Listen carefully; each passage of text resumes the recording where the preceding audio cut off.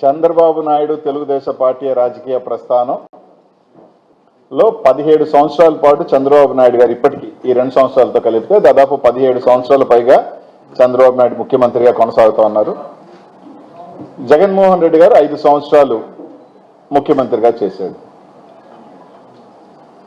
ఒక 2 రోజుల క్రితం జిల్లా అధ్యక్షులు ఎమ్మెల్సీ గారు రవిచంద్ర గారు చంద్రబాబు నాయుడు గారు ఏం చేశారు, జగన్మోహన్ రెడ్డి గారు ఏం చేశారు బీసీలకు అనేది సంబంధించి చర్చకి సిద్ధమా అని సవాల్ విసిరారు.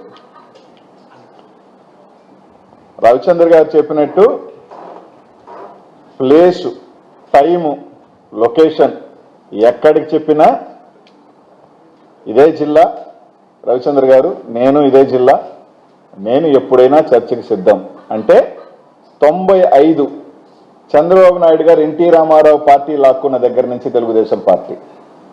ఎందుకంటే గతంలో అంతకన్నా ముందు ఎన్టీ రామారావు తెలుగుదేశం పార్టీ. అది ఎన్టీ రామారావు గారు తీసుకొచ్చిన రిజర్వేషన్లు కావచ్చు, ఎన్టీ రామారావు సిద్ధాంతాలు కావచ్చు, ఈ నచ్చకే, ఎన్టీ రామారావు పద్ధతి నచ్చకే ఆయన దించి ఆయన దగ్గర పార్టీ లాక్కొని ఆయన మానసికంగా శోభపెట్టి ఆయన మరణానికి కారణమైన వాళ్ళు వీళ్ళందరూ.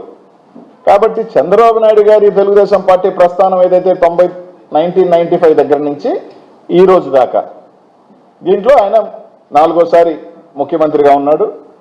జగన్మోహన్ రెడ్డి గారు 5 సార్లు ముఖ్యమంత్రిగా ఉన్నాడు.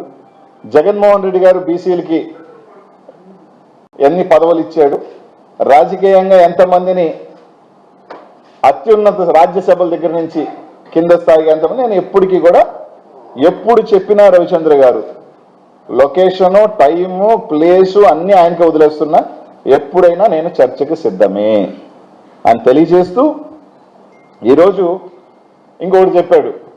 అనిల్ కుమార్ యాదవ్ ప్రెస్ మీట్ పెట్టింది బీసీల రిజర్వేషన్కి అడ్డుకట్ట వేసేదానికంట.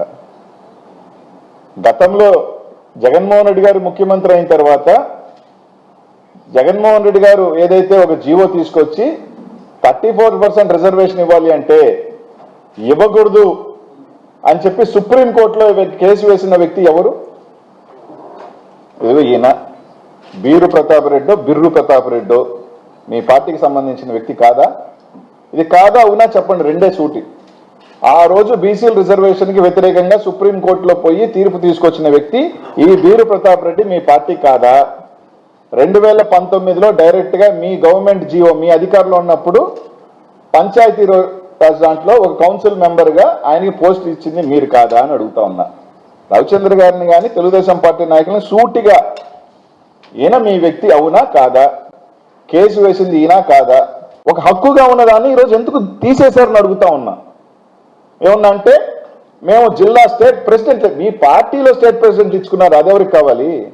ఒక రాజ్యాంగబద్ధమైన ఒక హోదా, ఒక డిప్యూటీ సీఎం, ఇది పార్టీకి సంబంధించింది కాదు కదా. స్టేట్ డిప్యూటీ సీఎం అంటే అన్ని పార్టీలకు సంబంధించిన ఒక పదవి, దాన్ని తీసేసి మా పార్టీ అధ్యక్షుడిని చేసుకున్నాం. మీ పార్టీ అధ్యక్షుడు మీ ఇంటర్నల్ మ్యాటర్, అది కూడా ఏంటి దారుణం. 3 చేశాడు, ఆ 3కైనా ఒకరికైనా వచ్చుగా.